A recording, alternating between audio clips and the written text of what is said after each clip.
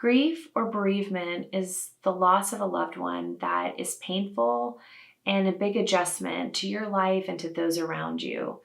If you have lost a loved one or even been near someone who's lost a loved one, you may find that you're dealing with some particular type of pain. And I say it that way because depression feels a little bit different than grief. And when you've gone through either, it's a little easier to separate the two. With grief, you may find yourself having moments where you feel okay, and then almost out of nowhere, you'll start to feel sad again. When people come to us experiencing grief and needing therapy to process it, they often feel like it's a bizarre way to start therapy or a weird experience, almost like they shouldn't need it.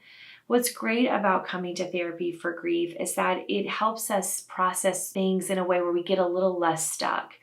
You hear about things like complicated grief, which often happen when someone has tried to grieve on their own and had trouble, gotten kind of tripped up on certain complicating factors to losing a loved one.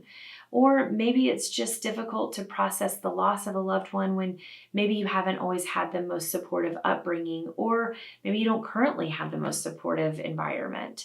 Our counselors are trained to be able to provide a place for you to process what's happened, grieve the loss of a loved one and the loss of the future with that loved one, and find ways to incorporate that loved one into your life moving forward.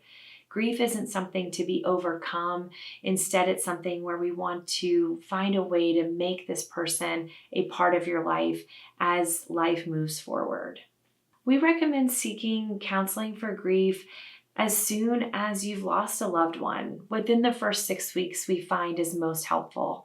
However, if it's been longer than that, maybe it's been months, maybe it's been years, that's okay too. We have lots of people who have waited a while to come in after they've been able to kind of sort things through a little bit and needed a place to process and make sense of how it's changed their life going forward.